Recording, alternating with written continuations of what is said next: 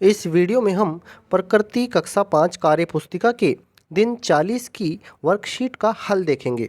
Video शुरू करने से पहले आपसे एक छोटी सी रिक्वेस्ट है।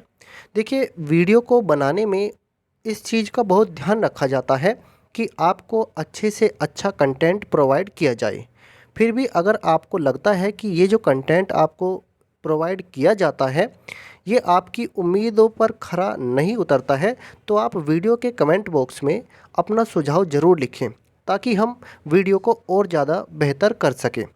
अब देखते हैं हम अपने पहले प्रश्न को। यदि आपके मित्र ने कक्षा की वस्तुओं को क्षतिग्रस्त कर दिया है तो आप क्या करेंगे? कारण सहित उत्तर लिखिए। देखिए, हर बच्चा अलग अलग तरीके से सोच सकता है। कोई बच्चा ऐसा भी होगा कक्षा में, वो तुरंत जा कर के अपने सर को बता देगा। कोई बच्चा ऐसा भी होगा जो उसको पहले यही पूछेगा कि ये आपने ऐसा क्यों किया, और वो कोशिश करेंगे कि उसे तुरंत वैसे ही जैसे वो थी चीज़ें उनको वापस वैसे ही करके रख दे। और अगर वो वैसे नहीं होती हैं तो तब जा कर के वो अपने टीचर को बता सकते हैं। तो सबका नज़रिया अलग अलग हो सकता है। फिर भी उत्तर आप क्या लिख सकते हैं इसका? उससे वस्तुओं को क्षतिग्रस्त करने का कारण पूछेंगे तथा यदि संभव हुआ तो वस्तुओं को फिर से पुनर्व्यवस्थित करने की कोशिश करेंगे, क्योंकि वस्तुओं को क्षतिग्रस्त करना सही नहीं है। यदि पुनर्व्यवस्थित नहीं होती यदि वे वस्तुएं पुनर्व्यवस्थित नहीं होती, यानी जैसे वे पहले थी ऐसे ही वो अब नहीं हो पाती हैं, तो फिर वो अपने शिक्षक को बताएंगे। तो ऐसा कर सकते हैं। अब देखते हैं हम अपने अगले प्रश्न को।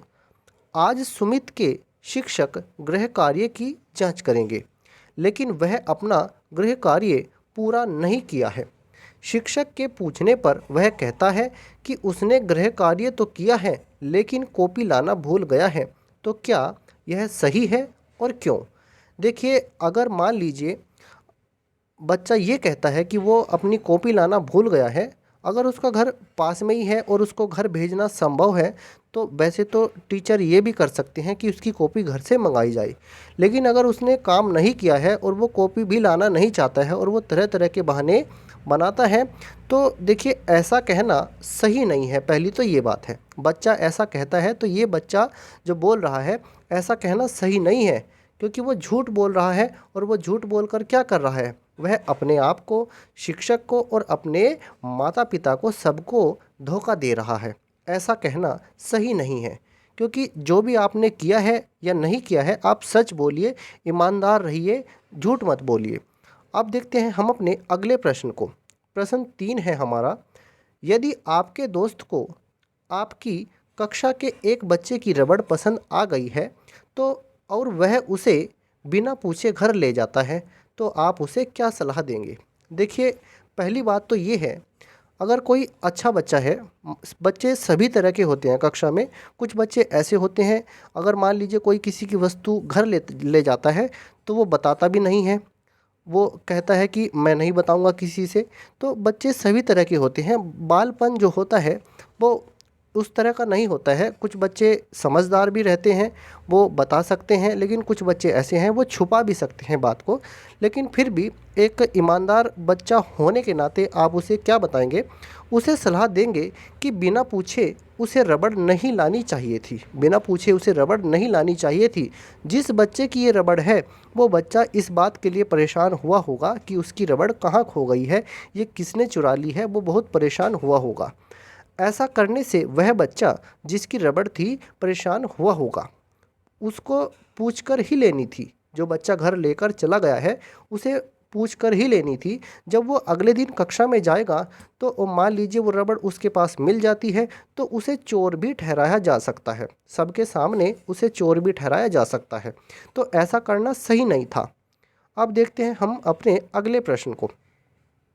करिश्मा के शिक्षक स्कूल योगदान राशि के लिए उसे 10 रुपये लाने को कहते हैं, लेकिन वह अपने पिता से अधिक राशि मांगती है।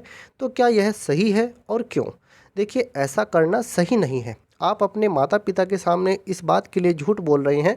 जितने रुपए आपके टीचर ने स्कूल में मंगाए हैं, आप उतने ही रुपए मांग लीजिए, क्योंकि जब उन्हें वास्तविकता, जब उन्हें सच्चाई पता लगेगी, आपके मम्मी पापा को या आपके टीचर को जब सच्चाई पता लगेगी, तो आप झूठ साबित होंगे उनके सामने और आपको शर्मिंदा भी होना पड़ेगा। और ऐसा भी होगा, आपके मम्मी पापा फिर आपको पैसे देने से मना कर सकते हैं, फिर वो आपको पैसे नहीं देंगे। वो यही समझेंगे कि ये बच्चा झूठ बोल रहा है और झूठ बोल करके हमसे पैसे मांग रहा है।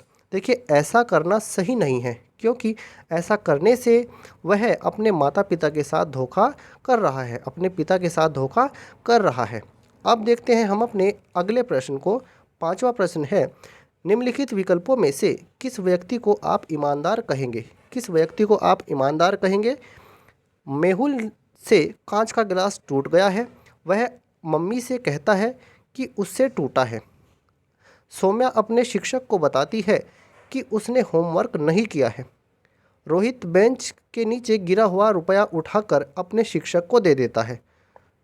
जयेश कहता है कि उसने गणित के उदाहरणों के लिए अपने बड़े भाई की मदद ली है। तो यहाँ पर चारों कथन बिल्कुल सही हैं और सभी के सभी ईमानदार हैं, सभी को हम ईमानदार कहेंगे।